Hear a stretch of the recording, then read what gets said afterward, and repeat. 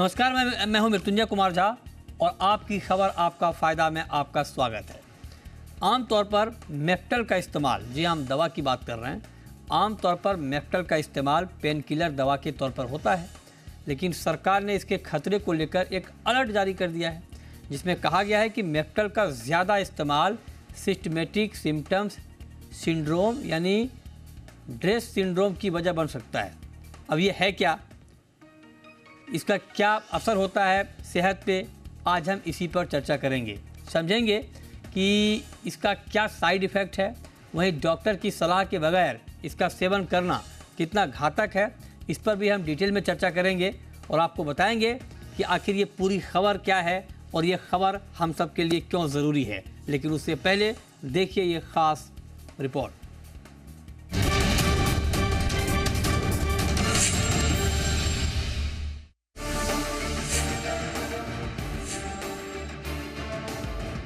सिर दर्द, बदन दर्द या शरीर के किसी भी हिस्से में दर्द हो, हम बिना डॉक्टर की सलाह लिए कोई ना कोई पेन किलर खा लेते हैं। लोग ये भी गौर नहीं करते कि पेन किलर की इन दवाओं के ज्यादा इस्तेमाल से सेहत को खतरा हो सकता है। ऐसी ही एक पेन किलर दवा है मेफ्टल। हालांकि ये दवा बगैर डॉक्टर की पर्ची के नहीं मिलती है, लेकिन कई बार लोग डॉक्टरी सलाह के बगैर इसका ज्यादा इस्तेमाल करते हैं। ऐसे में सरकारी बॉडी इंडियन फार्माकोपिया कमीशन यानी आईपीसी ने मेफ्टल के इस्तेमाल को लेकर सेफ्टी अलर्ट जारी किया है। पहले समझते हैं कि इंडियन फार्माकोपिया कमीशन का ये अलर्ट क्या है और इसे क्यों जारी किया गया है। आईपीसी ने अपने अलर्ट में कहा है कि मेफ्टल दवा में इस्तेमाल किया जाने वाला सॉल्ट मेफेनामिक एसिड गंभीर एलर्जी पैदा कर सकता है। दर्द से राहत के लिए मेफ्टल दवा का इस्तेमाल होता है। इसमें इस्तेमाल होने वाला सॉल्ट मेफेनामिक एसिड खाकर रूमेटाइड, आर्थराइटिस, ऑस्टियोआर्थराइटिस, मांसपेशियों में दर्द, सूजन, बुखार और दांत दर्द की दवाओं में इस्तेमाल होता है। महिलाएं पीरियड्स के दौरान मेफ्टल दवा का इस्तेमाल करती हैं। ऐसे में इस दवा के ज्यादा इस्तेमाल से ड्रेस सिंड्रोम के होने का खतरा बढ़ जाता है।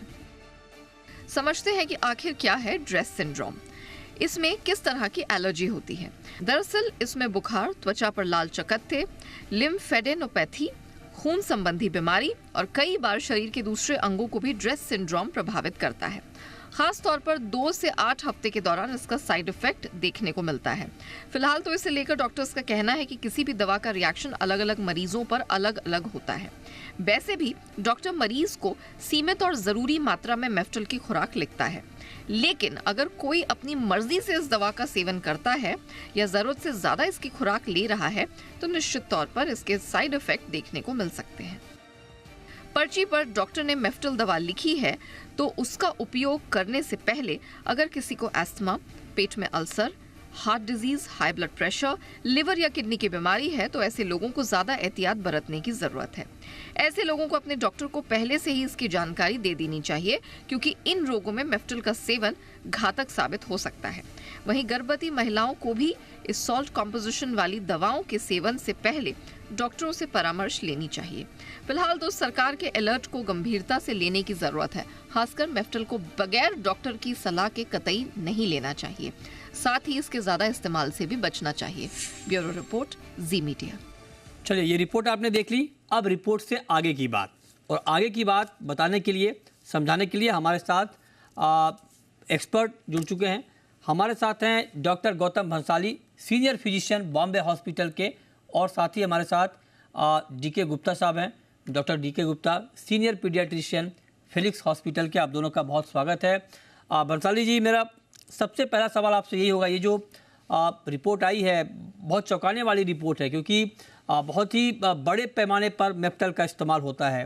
तो आप ज़रा बताइए कि मेफ्टल के इस्तेमाल को लेकर जो ये नई गाइडलाइन आई है, जो नई बात कही गई है, जो चेतावनी दी गई है, आपने क्या समझा? क्या मेफ्टल लेना ही नहीं चाहिए या ज़्यादा मात्रा में लेना खतरनाक है? आपने क्या समझा सर, ये बताइए। जी मृत्युंजय जी, जनरली हम लोग कोई भी मेफ्टल भी एक तरह का एनसेड है, non steroidal anti inflammatory drug के कैटेगरी में आती है, और हम लोग हमेशा मरीज को जनरली अवॉइड करते हैं इस टाइप की मेडिसिन लिखने का, बिकॉज इस टाइप की मेडिसिन का किडनी से संबंधित पेशेंट होते हैं, उनमें थोड़ी तकलीफ होने के चांसेस होते हैं, किडनी का लेवल बढ़ने के चांसेस होते हैं, सीवियर एसिडिटी होने के चांसेस होते हैं, अल्सर वाले पेशेंट में अल्सर फ्लेयर अप होने के चांसेस होते हैं। सो एनसेड ड्रग को नहीं देना चाहिए, नहीं दिया जाता है, बहुत अवॉइड किया जाता है। ये छोटी मोटी जगह में कई बार तुरंत आराम मिलने के लिए, जैसे लेडीज़ लोगों को मेंस्ट्रुअल पीरियड पेन होने लग जाता है उस टाइम में, उसके लिए, या सीवियर आर्थराइटिस हो तो तुरंत रिलीव करने के लिए काफ़ी लोग लिख भी देते हैं और काफ़ी पेशेंट डिमांड भी करते हैं। और कई बार ये इस टाइप की दवाएं ओवर द काउंटर मिल भी जाती है, चाहे वो ब्रूफेन की दवाई हो, चाहे वो मेफ्टाल हो जिसमें मेफिनेमिक एसिड होता है। तो इस तरह की दवाइयों को नहीं लेना चाहिए। ये एक बहुत ही अच्छा कदम हुआ कि गवर्नमेंट के जो फार्माकोपिया कमीशन है प्लस फार्माको विजिलेंट कमीशन है, इसने इस तरह का एक अलर्ट जारी किया है कि ताकि इसे पब्लिक को भी पता रहे, नॉर्मल सिटीजन को पता रहे कि इस तरह की दवाइयाँ नहीं लेनी चाहिए जिनसे आप तुरंत आराम चाहते हो लेकिन वो साइड इफेक्ट बहुत ज्यादा करती है। ये मौसाली जी, मैं थोड़ा एक काउंटर क्वेश्चन इस पर पूछना चाह रहा हूँ। आप महत्वपूर्ण बात कह रहे हैं, आप कह रहे हैं कि इस एडवाइजरी में मतलब ये कि इस तरह की दवा नहीं लेनी चाहिए। तो क्या मैं दोबारा आपसे ये पूछ रहा हूँ कि क्या इस एडवाइजरी के बाद जो डॉक्टर हैं क्या वो मेफ्टल नहीं लिखेंगे, या मतलब मैं जानना चाह रहा हूँ कि क्या बिल्कुल मेफ्टल लेना ठीक नहीं है या ज़्यादा ओवरडोज खराब है, क्या है सर, ये जरा बताइए। जी मृत्युंजय, मेफ्टाल जहाँ पे आपको तुरंत आराम की जरूरत है वहाँ पे ये काम आती। कई बार बच्चों के अंदर सीवियर पेन एब्डोमेन होता है, वहाँ पे मेफ्टाल स्पार्स वगैरह दवाई ठीक है, लेकिन वो एक लिमिटेड पीरियड के लिए दी जाती है, 2 दिन 3 दिन 4 दिन या 5 दिन के लिए। आप लंबे समय तक अगर ऐसी दवाएं लेते हैं तो उसमें आप अपनी किडनी को नुकसान करते हैं, अल्सर आपका फ्लेयर अप होने लगता है, एलर्जिक रिएक्शन होने के बहुत ही हाई चांसेस होते हैं, ब्लड प्रेशर बढ़ने के बहुत हाई चांसेस होते हैं। सो इस टाइप की दवाओं का डॉक्टर के ऑब्जर्वेशन में लेनी चाहिए और लिमिटेड पीरियड तक ही दी जाती है। और अगर आपको कोई पुरानी बीमारी है तो उसके बारे में डॉक्टर को पहले बताया जाना चाहिए। तो आप डॉक्टर को क्या सुझाव देंगे, क्योंकि आप लगातार ये प्रैक्टिस कर रहे हैं, जो डॉक्टर इस वक्त हमें सुन रहे हैं दूर दराज के भी, उनके लिए आपका सुझाव क्या होगा? क्या उनको मेफ्टल रिकमेंड नहीं करना चाहिए, प्रिस्क्राइब नहीं करना चाहिए? जी मेरी ओपिनियन है, मैं खुद अपनी प्रैक्टिस में पेन किलर मिनिमम यूज करता हूँ। मेरा खुद का आदत रहा है कि मेडिसिन मिनिमम यूज करनी चाहिए। कई बार पेशेंट बहुत ही पेन लेके आता है, बहुत ज़्यादा डिमांड करने लगता है, साहब मुझे पेन किलर दे दीजिए, but try to avoid pain killer. हो सकता है कि जो कॉज है जिसकी वजह से दर्द है उसको हमें ट्रीट करना चाहिए, एक बात। दूसरी बात, अगर आपने पेन किलर लिखा तो मेक श्योर कि ऐसा नहीं है कि पेशेंट वो पूरा पेन किलर का पत्ता लेके जाए और पूरा का पूरा चबा जाए, ऐसा नहीं होना चाहिए। जो लिमिटेड 2-3 दिन या 5 डेज का कोर्स देते हैं उतना ही लेना चाहिए। प्लस पेशेंट की हिस्ट्री बहुत इंपॉर्टेंट है, जिसका क्रिएटिनिन लेवल आई है उनको अगर आपने ब्रूफेन दिया, मेफ्टाल दिया, किडनी बहुत जल्दी डैमेज हो जाएगी। जिनका ब्लड प्रेशर हाई है उनको अगर आपने मेफ्टाल दिया, बीपी बहुत जल्दी बढ़ जाएगा। सो पेशेंट की हिस्ट्री बहुत ज़्यादा इंपॉर्टेंट है, प्लस जेनेटिक फैक्टर या पेशेंट की फैमिली में कभी किसी को एलर्जिक रेसिस या रिएक्शन हुआ है, अगर वैसा है तो उनको ये नहीं लिखना चाहिए। हाँ, ये बहुत महत्वपूर्ण सुझाव है। अब जरा डॉक्टर गुप्ता आप हमें बताइए सर, आप चूँकि आप बच्चों के डॉक्टर हैं, बच्चों को बहुत बड़ी मात्रा में ये मेफ्टल दिया जाता है, कई बार डॉक्टर खुद लिखते हैं जो पीडियाट्रिशियन हैं, उनको लेकर आपका सुझाव क्या है? क्या बच्चों को मेफ्टल दिया जाना चाहिए, नहीं दिया जाना चाहिए, या दिया जाना चाहिए तो कैसे दिया जाना चाहिए? देखिए, जैसे डॉक्टर साहब ने बताया, जो मेफ्टाल है, मेफेनेमिक एसिड, इसका जो ड्रग कंपोनेंट है, जो जनरल में इसका, वो कहीं ना कहीं एक कैटेगरी है जिसका नाम है NSAID, non steroid anti inflammatory drugs, उसके अंदर आता है। अगर वो हम दवाई लंबे समय तक दे रहे हैं या बार बार दे रहे हैं, रिपीटेड बार बार दे रहे हैं, तो उसके बहुत सारे साइड इफेक्ट्स होते हैं। बच्चे हैं तो बच्चों में भी गैस्ट्राइटिस है, उनके अल्सर होने की संभावना बढ़ जाती है, या कभी कभी इंडाइजेशन है, हार्ट बर्न है, वो हो सकता है। इंटेस्टाइन में अगर लॉन्ग टर्म तक देते हैं तो कोलाइटिस है, इवन कभी कभी अल्सर बन सकते हैं, ब्लीडिंग हो सकती है, परफोरेशन हो सकते हैं। एडल्ट में भी सेम साइड इफेक्ट्स हो सकते हैं। हार्ट में बहुत सारे जो एडल्ट हैं खास करके, या एडोलसेंट बच्चे हैं, लॉन्ग टर्म देने पे मायोकार्डाइटिस हो सकती है, या कोई प्री एग्जिस्टिंग डिजीज है हार्ट की, कोई बच्चा ऐसा जिसको हार्ट में छेद है, जैसे एएसडी या बीएसडी जिसको बोलते हैं, उन बच्चों के लिए हानिकारक हो सकते हैं। बड़े में, एडोलसेंट में या बड़े बुजुर्गों में हाइपरटेंशन कर सकते हैं, ब्लड प्रेशर ऑलरेडी किसी को है तो उसको बढ़ा सकते हैं, किडनी के अंदर बहुत सारे प्रॉब्लम कर सकते हैं। इवन अगर लॉन्ग टर्म एनएसएड दिए जाएं तो किडनी फेलियर तक होने की संभावना बढ़ जाती है।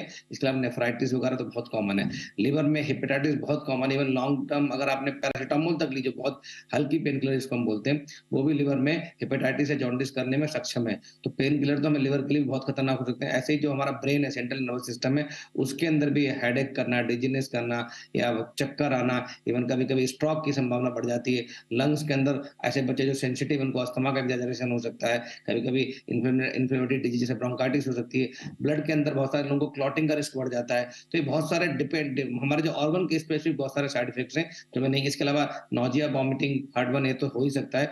नॉर्मली हम बच्चों में भी अवॉइड करते हैं पेन किलर्स, इवन पैरासिटामोल भी अवॉइड करते हैं। हम कहते हैं कि अगर माइल्ड फीवर है, 100 के आसपास है, 100 से कम है, तो आपको कोल्ड स्पॉन्जिंग से ही आपको फीवर कम हो जाएगा। अगर किसी को बहुत हाई ग्रेड फीवर होता है, इवन 4 आवरली और 6 आवरली भी पैरासिटामोल देने पे फीवर खत्म नहीं हो रहा, उस दौरान अगर लग रहा है कि बच्चा हाई रिस्क है, बच्चे को कभी फेब्राइल कन्वल्जन हो चुके हैं, या बच्चे को और कोई रिस्क है जिससे उसकी कोई दूसरी बीमारी प्रेसिपिटेट हो सकती है, दौरा पड़ सकता है, तो उस केस में हम मेफ्टाल एसओएस देते हैं, अदरवाइज को अवॉइड करते हैं। मेफ्टाल 2 नाम से दिया जाता है यहाँ पे। एक तो मेफ्टाल, एक मिनट सर, एक मिनट। आपने कहा कि जब हाई फीवर हो तब एसओएस आप मेफ्टल देते हैं। मैं आपसे पूछना चाहता हूँ, मतलब एक समझिए कि मैं पेशेंट हूँ आपका, मैं आपसे पूछ रहा हूँ अपने बच्चे के लिए। आप कह रहे हैं कि अगर लो फीवर हो तो पहले ट्राई करें कि दवाई ही ना दें, उसको स्पंजिंग से, कोल्ड स्पंजिंग से ठीक कर दें, ठीक है। कितने दिन तक वेट करना चाहिए? अगर मान लीजिए 100 फीवर है या 102 फीवर है, तो कब तक कोल्ड स्पंजिंग से ठीक करने का प्रयास करना चाहिए, कितने दिन तक? नहीं, 102 या 100 फीवर है तो तब कोल्ड स्पंजिंग पैरासिटामोल से ठीक कर सकते हैं। आपको मेफ्टाल या किसी और पेन किलर की जरूरत ही नहीं कितने है। दिन तक वेट करना चाहिए उस पर, ये पूछ रहा हूँ मैं। 3 दिन, 2 दिन? 2 दिन, 5 दिन। वायरल फीवर तो 5-7 दिन रहता है, कोई जरूरत नहीं है। अगर वायरल 5 दिन तक वेट कर सकते हैं, कोई दिक्कत नहीं है, राइट? बिल्कुल जरूरत नहीं है, ठीक है। अगर अब वैसे भी जो गाइडलाइंस आई हैं, जो इसमें ड्रेस नाम का सिंड्रोम हो रहा है, जो हाँ। सीरियस है, वो 2 से 8 हफ्ते के बाद हो रहा है। मतलब लगातार किसी को लॉन्ग टर्म अर्थराइटिस की प्रॉब्लम है, लॉन्ग टर्म लगातार कोई फीवर की दवाई दिया जा रहा है, पेन की दवाई दिया जा रहा है, स्पेशली जो है मेफ्टाल दे रहे हैं, या इसके अलावा कुछ और दवाइयां जिनके अगेंस्ट एंटीवायरल ड्रग्स हैं, एंटीबायोटिक्स हैं, उनसे भी हो सकता है। लगातार 2 से 3 हफ्ते के बाद ही ये सिम्टम्स आते हैं। मतलब तो आप, मतलब कंटिन्यू देना, पूछ रहा हूँ सर, मैं ये पूछ रहा हूँ क्या मतलब आप ये कह रहे हैं कि क्या मतलब लगातार 2 हफ्ते मेफ्टॉल नहीं लेना चाहिए, मतलब? लगातार 2 हफ्ते बिल्कुल नहीं लेना चाहिए। मेफ्टाल तो पेन किलर है और लगातार 2 हफ्ते दे रहे हैं, इसका मतलब आपको पता नहीं क्यों दे रहे हैं। हाँ, उसका मतलब कोई बीमारी है, बीमारी को ठीक करना चाहिए। हाँ, मेफ्टाल जो है किसी बीमारी का इलाज नहीं है। मेफ्टाल तो सिर्फ सिम्टम है, जो फीवर है, पेन है, ठीक है। उसको ठीक करने का हाँ, इलाज है। तो हाँ, आप अगर 2 हफ्ते तक यही नहीं पता कर पा रहे हैं कि बीमारी क्या है, तो इसका मतलब तो बिल्कुल ही गलत है। तो हाँ, आपको मेफ्टाल इसलिए दी जाती है कि अगर मान लीजिए कभी ऐसा बहुत हाई ग्रेड फीवर है, इनिशियली फीवर जो वायरल फीवर भी होता है, उसमें शुरू के 1 या 2 दिन बहुत हाई ग्रेड फीवर होता है, डेंगू में भी बहुत हाई ग्रेड फीवर होता है। कभी-कभी वो पैरासिटामोल से कंट्रोल नहीं होता, इवन 4 आवरली या 6 आवरली जो पैरासिटामोल देते हैं, उससे भी कंट्रोल नहीं होता है। उसके बाद भी 102, 103 रहता है। उस केस में लाइफ सेविंग ड्रग के रूप में कन्वर्जन ना हो, कोई और प्रॉब्लम ना हो, या कोई फीवर का कोई अदर कॉम्प्लिकेशन ना हो, राइट। उसको बचाने के लिए हम लोग एसओएस दे सकते हैं, 1 या 2 डोज एज एवर, वो भी डॉक्टर की सलाह अनुसार। बिना अपने आप कोई भी, इवन पैरासिटामोल को भी अपने आप नहीं देना चाहिए। पैरासिटामोल से भी एलर्जी हो सकती है, संभावना उससे भी है। मेफ्टाल से थोड़ी ज्यादा है, बट किसी भी ड्रग से एलर्जी हो सकती है। इंडिया में सबसे बड़ी प्रॉब्लम यही है कि ओवर द काउंटर मेडिकेशन बहुत आसानी से मिल जाते हैं, और जो मेफ्टाल है वो खास करके महिलाओं में बहुत प्रचलन है इसका, बिकॉज महिलाओं में जो पीरियड्स होते हैं, जो मेंस्ट्रुअल पीरियड होते हैं, उसमें क्रैम्प्स में बहुत हेल्प करता है। तो कहीं ना कहीं उन लोगों को अवॉइड करना चाहिए, जब तक उनकी गायनेकोलॉजिस्ट सलाह ना दे तब तक उनको लेना नहीं चाहिए इसको। ये ठीक है, तो ये बच्चों के लिए क्लियर हो गया। भंसाली जी ने हमें ओवरऑल क्लियर कर दिया। अब चलते हैं सुप्रिया अरवारी के पास, जो कि सीनियर गायनेकोलॉजिस्ट हैं। मैम, बहुत बहुत स्वागत है आपका जी बिजनेस पर। आप जरा हमें बताइए, क्योंकि ये जो हम बात कर रहे हैं, जिस खबर की कि मेफ्टल के इस्तेमाल को लेकर अलर्ट आया है, और उसमें ये कहा गया कि महिलाओं के पीरियड्स के दौरान भी इसका बहुत ही बड़ी मात्रा में इस्तेमाल होता है, तो आप क्या सुझाव देंगी? क्या इसका इस्तेमाल बिल्कुल नहीं करना चाहिए या कम करना चाहिए? कम करना चाहिए तो कितना कम, ये जरा डिटेल में बताएं आप। देखिए, ये बात तो सही है कि इसके बारे में अलर्ट आ गई है, एडवाइजरी आ गई है। हमारे यहाँ जो मेरे साथ में मेरे जो फ्रेंड्स डॉक्टर्स है, उन्होंने जो बताया कि over the counter sale avoid करना चाहिए। अगर आपको पीरियड में तकलीफ है तो आपको बनता है कि आप अपने डॉक्टर से सलाह लें, और अंडर मेडिकल सुपरविजन आप अपना टेबलेट जो भी जरूरी हो ले सकते हैं। मेफेनेमिक एसिड कई वर्षों से इस पेन के तकलीफ के लिए इस्तेमाल किया जाता है। इसे हम डिस्मेनोरिया कहते हैं। लेकिन केवल दवा लेना जरूरी नहीं है। उन्हीं महिलाओं को दवा की जरूरत है जिनको दर्द इतना ज्यादा मात्रा में होता है कि उनके रोजमर्रा के जीवन में या उनके कामकाज में व्यत्यय आता है। वरना अच्छे सेहतमंद खाना खाना, एक्सरसाइज करना, कुछ आदतों से दूर रहना, जैसे कि अति चाय कॉफी पीना या ड्रग्स लेना, अल्कोहल, सिगरेट स्मोकिंग, अगर ये आप अवॉइड करते हैं, अपनी सेहत को अच्छे से केयर करते हैं, तो कई मात्रा में बिना दवा के आप ये प्रॉब्लम को हल कर सकते हैं। अगर दवा की जरूरत है कोई दिक्कत नहीं, लेकिन आपको अपने डॉक्टर की सलाह लेनी चाहिए, उनके सुपरविजन के अंडर। मैम ये बात आप ठीक कह रही हैं, लेकिन हकीकत ये भी है कि कई बार डॉक्टर भी बहुत धड़ल्ले से इस तरह की दवा लिख देते हैं। तो मान लीजिए अगर मैं डॉक्टर के पास जा रहा हूँ और डॉक्टर ने ही प्रिस्क्राइब कर दिया कि आप मेप्टल लीजिए, तब मैं क्या करूँ? आपको कुछ सिम्टम्स के लिए जानकारी रखना चाहिए कि भाई ये फलाना तकलीफ अगर होती है तो तुरंत आपको डॉक्टर के पास वापस जाना है। मेफेनेमिक एसिड से सबसे ज्यादा होती है एसिडिटी जैसे सिम्टम्स, आपको पेट में दर्द होना, पेट में जलन होना, या आपके पेशाब में या पॉटी में अगर खून आता है तो तुरंत आपको अपने डॉक्टर की सलाह लेनी चाहिए। अगर किसी तरह से बुखार आने लगे या रैश आने लगे बॉडी पे, तो ऐसे कोई सिम्टम्स अगर होते हैं तो आप जल्द से जल्द अपने डॉक्टर की सलाह लें, अपने डॉक्टर से मिले और उनसे जरूर संपर्क करिए कि भाई ये तकलीफ हो रही है और दवा या तो बंद करे या उसकी मात्रा कम करे, तो डॉक्टर आपका मतलब जो भी ट्रीटमेंट है वो कर दे। अब बंसाली जी आपसे मैं पूछना चाह रहा हूँ, क्योंकि अभी हम बात कर रहे हैं डोज की, ये हम बात कर रहे हैं मेप्टल की। आपने कहा कि कोई भी पेन किलर जो है ज़्यादा अगर आप इस्तेमाल करते हैं तो ये नुकसानदायक है, लेकिन सर ये प्रैक्टिस डॉक्टरों तक कैसे ये बात ठीक तरीके से पहुंचाई जाए, या डॉक्टरों को अपने लेवल पे क्या सावधानी बरतनी चाहिए? क्योंकि आमतौर पे डॉक्टर लिखते हैं कि पेन किलर लिख दिया या मान लीजिए मेप्टल या बाकी कोई पेन किलर, इसको लेकर कोई ओवरऑल पेन किलर को लेकर कोई गाइडलाइन होनी चाहिए क्या? या गाइडलाइन छोड़िए, जब आएगी तब आएगी, आपके हिसाब से एक पेशेंट को क्या प्रिकॉशन लेना चाहिए ओवरऑल पेन किलर को लेकर, और एक डॉक्टर को क्या प्रिकॉशन लेना चाहिए पेन किलर जब वो रिकमेंड कर रहे हैं, जब वो प्रिस्क्राइब कर रहे हैं?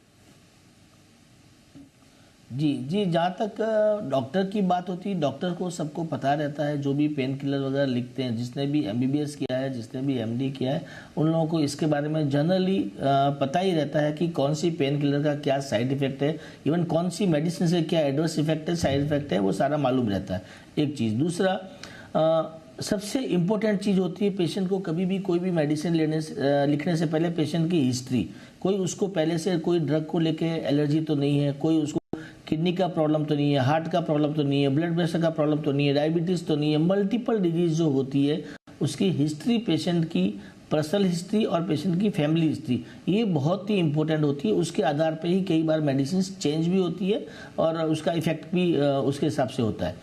पेशेंट को जहाँ तक है, पेशेंट कई बार क्या होता है, बहुत ही जल्दबाजी में होता है, डॉक्टर के पास में आता है, वो इमीडिएट सिम्टम बताता है कि मेरे जॉइंट पेन बहुत सीवियर हो रहा है, क्रैम्प्स बहुत आ रहे हैं। वो कभी भी ये नहीं बताता है कि मेरी पुरानी किडनी की तकलीफ चल रही है, मेरी पुरानी ये तकलीफ चल रही है। तो पेशेंट को भी ये चाहिए कि before taking medicine from doctor हमेशा अपनी हिस्ट्री बहुत ही अच्छे से बताए, स्पेशली जो उसके अगर कोई और ऑर्गन इन्वॉल्व है तो। दूसरा, पेशेंट को कभी भी ओवर द काउंटर मेडिसिन नहीं लेनी चाहिए, कितना भी सीवियर पेन हो, कुछ भी हो, डॉक्टर की सलाह लेनी चाहिए। और तीसरा ये होता है कि कई बार पेशेंट क्या करते हैं कि उसके अड़ोस पड़ोस वाले से पूछ लेते हैं कि मैंने ये दवाई ली थी, मुझे आराम मिल गया, तुम भी ये दवाई ले लो, मेरे को ये अच्छे बड़े डॉक्टर ने लिखी दवाई, तुमको फ़ायदा मिल जाएगा। हर व्यक्ति का बॉडी अलग अलग होता है, हर बॉडी जो है वो रिएक्ट अलग अलग ढंग से करता है हर व्यक्ति को। तो ऐसा नहीं कि ये दवाई जो इस मरीज को काम कर रही है वो उसको भी काम करेगी, इसलिए डॉक्टर की सलाह के बिना नहीं लेनी चाहिए, ओवर द काउंटर ड्रग नहीं लेनी चाहिए, और अपनी हिस्ट्री को बहुत ही स्ट्रांगली बतानी चाहिए। क्योंकि ये जो भी पेन किलर टाइप की मेडिसिन होती है, चाहे पेन किलर हो चाहे एंटासिड हो, वो सारे सिम्टोमेटिक रिलीफ के लिए है, ये आपका जो रूट कॉज है बीमारी का उसको ठीक करने के लिए नहीं है। ठीक बात है, ये आप बिल्कुल ध्यान में रखें। जो दर्शक हमें इस वक्त देख रहे हैं उनके लिए जानना समझना बहुत ज़रूरी है। कई बार जब आपको पेन होता है, दर्द होता है या हाई फीवर है, तो आपको लगता है कि पेन किलर आपने ले लिया। जो बात डॉक्टर साहब कह रहे हैं कि पेन किलर कोई ट्रीटमेंट नहीं है, ये बात आप बिल्कुल ध्यान से सुन लें, समझ लें कि पेन किलर कोई ट्रीटमेंट नहीं है ना। ये है कि तत्काल आपको राहत मिल गई, मान लीजिए बहुत हाई पेन है तो वो ख़त्म हो गया, लेकिन वो आपका इलाज नहीं है। ऐसा नहीं कि जिस वजह से जो सिम्टम, जिस वजह से आपको दर्द हो रहा है उसको वो ठीक नहीं करता है। तो एक बात। दूसरी बात कि आप अपनी मर्जी से, अगर मान लीजिए कभी आपको ज़्यादा दर्द होने लगे, तेज़ बुखार हो जाए, तो अपनी मर्जी से कोई ऐसी दवा आप जाके खुद ना लें दवाई की दुकान पे कि जो आपके लिए नुकसानदायक हो। तो ओवर द काउंटर का मतलब यही हुआ कि अपनी मर्जी से कोई दवा ना लें, डॉक्टर को पूछें, डॉक्टर जो दवा आपको बताए, फिर डॉक्टर को अपनी पूरी हिस्ट्री बताएं कि आपकी पूरी हिस्ट्री क्या है, आपको और क्या क्या दिक्कत है। तब जब डॉक्टर आपको दवाई बताए वो दवाई आपको लेनी चाहिए। लेकिन एक बात गुप्ता जी आप हमें बताइए सर कि बच्चों में, मैं अगर टू द पॉइंट आपसे पूछूं, अगर किसी बच्चे को ज़्यादा मेप्टॉल दे दिया गया तो ये हम कैसे समझें कि उस बच्चे को इसका नुकसान हो रहा है, साइड इफ़ेक्ट हो रहा है? क्या कोई लक्षण है उसके जिससे हम ये अंदाज़ा लगा पाएँ कि हाँ, इस दवा की वजह से जो है बच्चे को दिक्कत आ रही है? जैसे मैंने बताया कि बच्चों में भी साइड इफेक्ट हो सकते हैं, जैसे नौजिया होना, उनको उल्टी होना, पेट में दर्द उल्टा और बढ़ जाना, इंडाइजेशन होना, या कभी-कभी लॉन्ग टर्म कोई ले रहा है तो कोलन में अल्सरेशंस हो सकते हैं, या बच्चों में किडनी की प्रॉब्लम हो सकती है कि यूरिन कम पास करेंगे, नेफ्राइटिस हो सकती है। हेपेटाइटिस बहुत कॉमन सिम्पटम है, मतलब अगर लॉन्ग टर्म में आपने कोई सा भी एसिड दिया इंक्लूडिंग मेफेनेमिक एसिड, तो आपको बच्चों को हेपेटाइटिस मतलब जॉन्डिस हो सकती है। तो ये एक बहुत कॉमन सिम्पटम है। इसके अलावा जो बच्चे छोटे बच्चे हैं, अगर अस्थमा के लिए सेंसिटिव है या एक्यूट अस्थमा का उनको हो सकता है, तो ये सिम्पटम्स अगर ऐसे हो रहे हैं और मेफेनेमिक एसिड दे रहे हैं, मेफ्टाल दे रहे हैं, लॉन्ग टर्म दे रहे हैं, तो आपको तुरंत कॉशियस होना चाहिए। मैं एक बात और बताना चाहूंगा, जहाजी, जैसे आपने बताया कि मेफेनेमिक एसिड या मेफ्टाल कब नहीं देना चाहिए। किसी भी पेन का कारण नहीं पता तो हमें कोई दवाई पेन किलर नहीं देनी चाहिए जब तक कारण नहीं पता, बिकॉज बहुत सारी ऐसी बीमारियां होती है पेट में दर्द जो सर्जिकल प्रॉब्लम होती है, जैसे अपेंडिसाइटिस है। तो अगर आप किसी को अपेंडिसाइटिस हुआ और आपने मेफ्टाल दे दिया, कोई दूसरा पेन किलर दे दिया बार बार, तो वो अपेंडिक्स जब का दर्द तो कम हो जाएगा, बट अपेंडिक्स अंदर जाके रप्चर हो जाएगी अगले 2-3 दिन में, तो वो और एक बड़ी सर्जिकल प्रॉब्लम क्रिएट हो जाएगी। तो अगर डॉक्टर की सलाह इसलिए जरूरी है, डॉक्टर आपको फिजिकली एग्जामिन करेगा ठीक कि है। गैस्ट्राइटिस का दर्द है, या ये आपके लिवर का दर्द है, ओके, या कोई ओके, ठीक है। अपेंडिक्स है, या कोई यूरिन में इन्फेक्शन यूटीआई हो रखा है हाँ, आपको, हाँ, या कोई और प्रॉब्लम है, कोई सिस्ट है कोई, तो जब तक डॉक्टर मेडिकली एग्जामिन अच्छे से ना कर दे, तब तक क्लियर नहीं लेना कट आपकी चाहिए। प्रोविजनल डायग्नोसिस ना बन जाए, तब तक हमें पेन किलर्स अवॉइड करने चाहिए, बिकॉज बहुत बिल्कुल, सारे बिल्कुल sir, surgical pain killer avoid करना चाहिए जब तक कि बहुत नेसेसरी ना हो जाए, जब तक डॉक्टर हाईली रिकमेंड ना कर दें। लेकिन एक आखिरी सवाल भंसाली जी मैं आपसे ये पूछना चाह रहा हूँ कि हम पेन किलर की बात कर रहे हैं, एक बिल्कुल मास के लिए मैं ये सवाल आपसे पूछ रहा हूँ कि बहुत सारे लोग ये करते हैं कि फीवर हो गया तो आप गए क्रोसिन ले लिया आपने, एसिडिटी हो गई, गैस हो गई तो आप पेन डी लेकर आपने खा लिया। क्या ये सब दवा भी नहीं खानी चाहिए? अगर या छोटी मोटी दवा जैसे क्रोसिन है, अगर फीवर है या बॉडी पेन है तो क्रोसिन हम ले लें खुद से, गैस की कोई दवा हो पेन डी ले लें, या ये भी ना लें, बिल्कुल ना लें, क्या करें? ले सकते हैं बट टाइमिंग, एक स्टेट डोज ले लिया, एक बार ले लिया है, आपको मालूम है कि मेरे को पेन डी खाने से आराम मिल रहा है या क्रोसिन खाने से आराम मिल रहा है, मेरे को पिछली बार ये सिम्टम थे, बट वो एक टेबलेट आप स्टेट डोज आपने ले लिया और उसके बाद जाकर के डॉक्टर को जाके जरूर दिखाए, डॉक्टर की सलाह ले।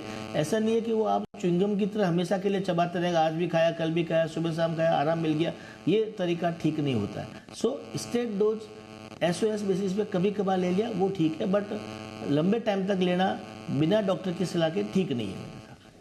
मतलब क्लियर राय है आपके लिए कि बिना डॉक्टर की सलाह के लंबे समय तक आपको नहीं लेना है। आखिरी सवाल सुप्रिया जी आपसे मैं ये पूछना चाह रहा हूँ कि पीरियड्स के बारे में आपने बता दिया, लेकिन अगर प्रेगनेंसी का टाइम चल रहा हो तो क्या प्रेगनेंसी में मेफ्टॉल की ज़रूरत पड़े अगर हाई पेन की वजह से, तो लेना चाहिए, नहीं लेना चाहिए?